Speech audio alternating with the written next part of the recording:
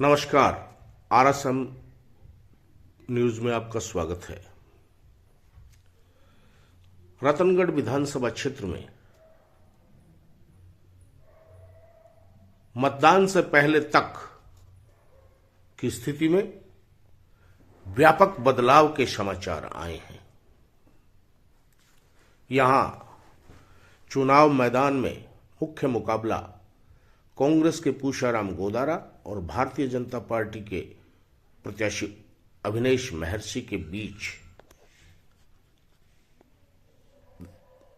लगा हुआ है। लेकिन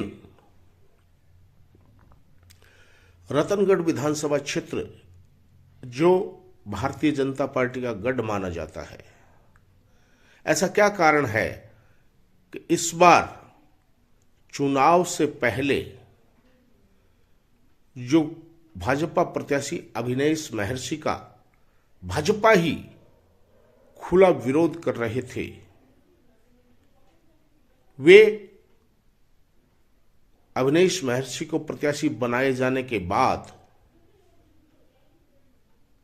सब शांत तो हो गए, लेकिन जैसा उनमें जोश व खरोश विगत के चुनावों में देखा गया है, वैसे जोश खरोश का अभाव स्पष्ट रूप से झलक रहा। जानकार बताते हैं कि यह चुनाव एक अलग ही तरह का चुनाव हो गया। इस तरह का चुनाव वर्षों से नहीं देखा गया है। जिस भारतीय जनता पार्टी के कार्यकर्ता एग्रेसिव होकर विभिन्न मतदान केंद्रों पर तैनात रहते हैं, वहां काफी शिथिलता, सुस्ती या यूं कहें कि उत्साह का अभाव देखा गया। तो दूसरी तरफ ग्रामीण क्षेत्रों में कांग्रेस प्रत्याशी पूषाराम गोदारा के लिए अति उत्साह भी देखा गया। ग्रामीण क्षेत्रों में पूषाराम गोदारा ने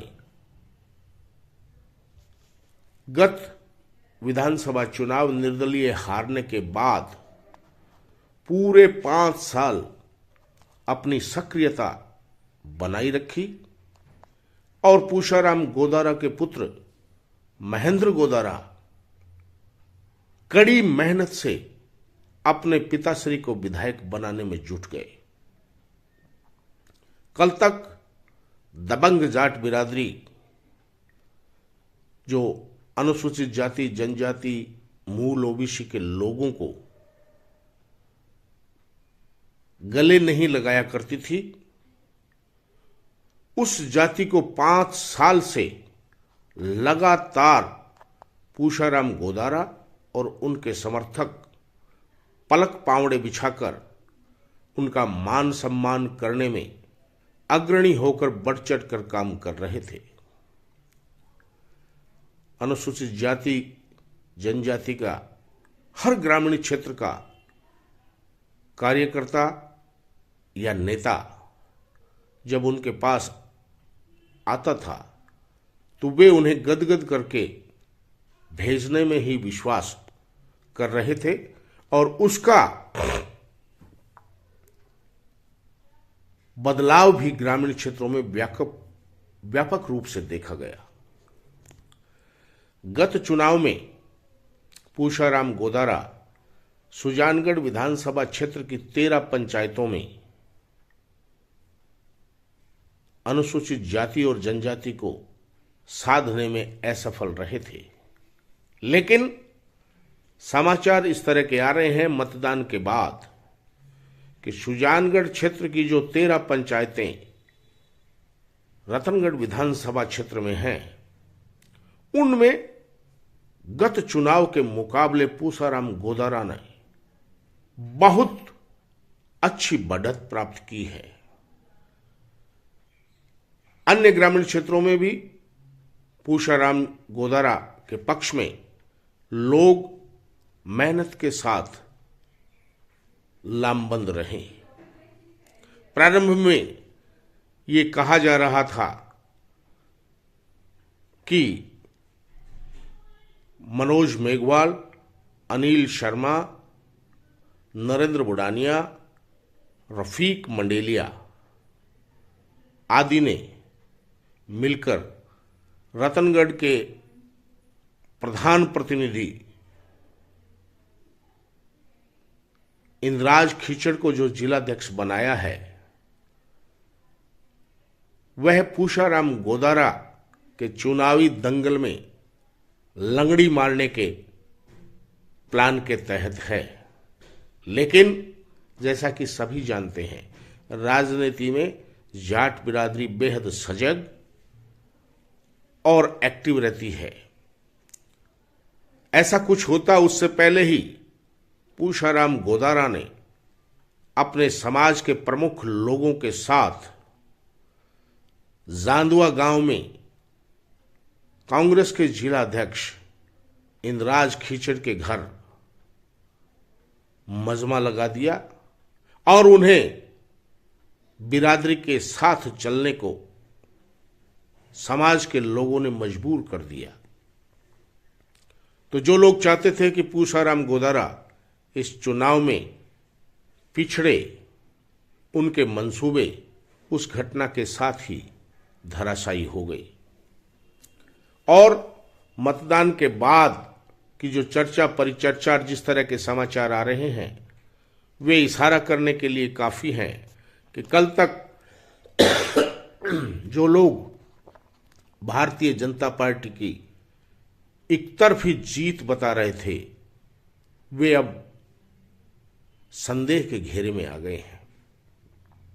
मतदान के बाद जो समाचार मिल रहे हैं, उनमें यह बताया जा रहा है कि भाजपा प्रत्याशी अविनेश महर्षि और कांग्रेस प्रत्याशी पूषाराम गोदारा के बीच कड़ा संघर्ष इस चुनावी मैदान में हुआ है और दोनों में से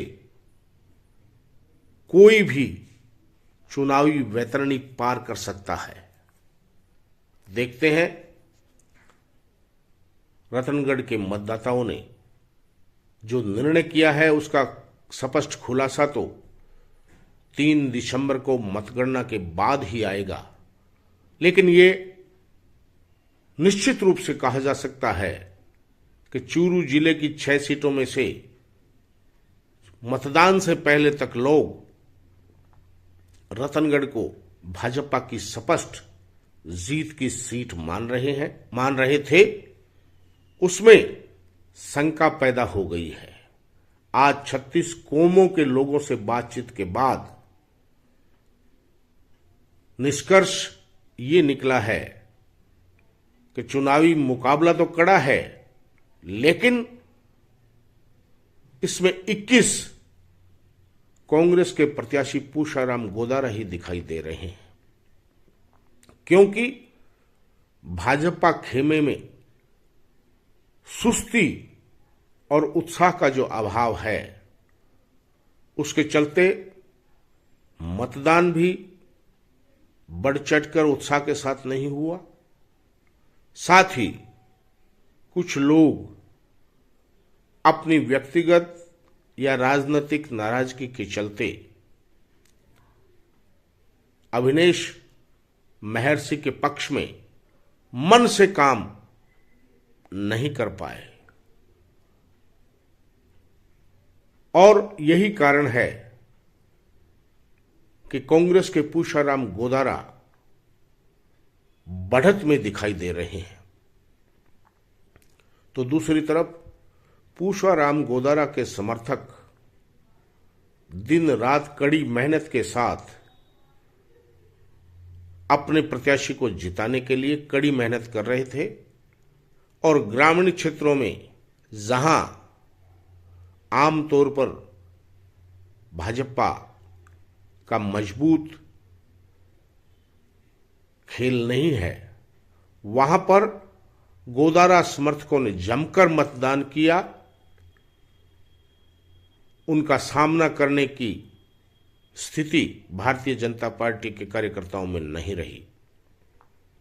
तो उन ग्रामीण क्षेत्र के बूथों में जो भारी मतदान और एक तरफा मतदान के जो समाचार हैं वो अभिनव महर्षि के लिए चिंता का सबब बन गए हैं और उसकी आम जनता में चर्चा परिचर्चा भी सरेआम देखी जा रही है।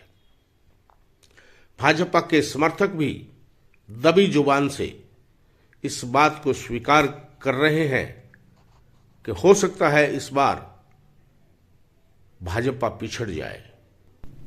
रतनगढ़ विधानसभा क्षेत्र के हम 2018 बातचीत में के आंकड़ों पर अगर गौर करें, स्वीकार भी और उनका विश्लेषण करें, तो दूसरी तरफ तो उनके हिसाब से तो भाजपा के अभिनव महर्षि ही रतनगढ़ की बढ़त की ओर दिखाई देते हैं, पर बात क्योंकि चल रही है। 2018 के चुनाव में निर्दलीय पूषाराम गोदारा को 59,000 के करीब मत प्राप्त हुए थे तथा भाजपा के अभिनव महर्षि को 71,000 के करीब मत प्राप्त हुए थे। विधायक हमेशा महर्षि ने गोदारा को 11,800 के करीब वोट से चुनाव हरा दिया था। इसी चुनाव में कांग्रेस के प्रत्याशी भवरलाल पुजारी को 22,800 के करीब वोट प्राप्त हुए और वे अपनी जमानत गंवा बैठे। तो भाजपा के बागी राजकुमार रीणवा को भी 18,800 के करीब वोट मिले, वे भी अपनी जमानत नहीं बचा पाए। सबसे बड़ी ताकत के रूप में तो सवाल पैदा होता है कि पुजारी और रीणवा को कुल 39,600 वोट जो मिले सिर्फ वो अब किधर जाएंगे समाज। तो ऐसे में जो पुजारी को वोट मिले इस बार और पुजारी अपनी जमानत नहीं बचा पाए, वे वोट तो वे थे जो किसी भी सूरत में कांग्रेस के अलावा और विशेषकर डलने वाले वोट नहीं थे। अनुसूचित जनजाति तो कायदे से तो वो वोट पूषाराम गोदारा के खाते में जाते हैं, क्योंकि पूषाराम गोदारा इस बार कांग्रेस के प्रत्याशी हैं। उनको अगर पूषाराम गोदारा के गत सर्वाधिक मतों से जोड़ें तो ये आंकड़ा 71,800 के करीब बैठता है हर विधानसभा। तो सवाल उठता है रीणवा को जो 18,800 वोट मिले हुए किधर जाएंगे? जाति जनजाति तो ये भी निर्विवादित बात है कि राजकुमार रीणवा को भाजपा से बगावत कर दो बड़ी बिरादरियां उनको वोट तो मिले हैं और वो अधिकांशतः भारतीय जनता पार्टी को मिलने वाले तथा इनके साथ ही और अगर इस सूरत में अभिनव महर्षि के 71,000 जातियों में हम राजकुमार रीणवा के 18,800 वोट जोड़ते हैं तो ये 89,800 वोट होते। नेताओं को छोड़ भी दें इस आंकड़े की दृष्टि से तो जो फिर भी अभिनव महर्षि कांग्रेस को मतदान करते हैं 18,000 वोटों की बढ़त उनको जोड़कर देखें, लेकिन निश्चित रूप से गोदारा पहली बार काफी भारी रतनगढ़ विधानसभा क्षेत्र जो भाजपा का गढ़ माना जाता है, उसमें भाजपा में अभिनव महर्षि से नाराज लोगों की सुस्ती, ये तीन रुचि का अभाव खुले में साथ रहती है पर गौर करें। लेकिन यदि तो ये मानने को मजबूर हो जाते हैं कि निश्चित रूप से गत 2018 के चुनाव में कमजोर पड़ी है अभिनव महर्षि को जो वोट मिले, निश्चित रूप से उनमें कमी जरूर मान लिया जाना चाहिए कि चुनाव के इस दंगल में इन 18,000 वोटों को कुछ कमजोर हुई है और यही कारण है दोनों ओर बांट देते हैं। विधानसभा क्षेत्र में तो कांग्रेस के पूषाराम गोदारा दोनों के बीच कड़े मुकाबले 80,800 वोटों के रहे हैं मालिक बन जाते हैं। अधिकांश लोगों का ये मानना है और अभिनव महर्षि भी लगभग 80,800 वोटों देखते हैं रतनगढ़ विधानसभा जाते हैं, यानी मुकाबला जबरदस्त कांटे की ओर इशारा करता है। 2023 में ऐसे में चंद मतों से कौन जीतेगा? यहां पर सवाल ये उठ जाता है कि रतनगढ़ विधानसभा क्षेत्र में 13 पंचायतें जो सुजानगढ़ तहसील की जुड़ी हुई है, उनमें बहुत भारी भरकम समर्थन पूषाराम गोदारा के पक्ष में बताया जा रहा है,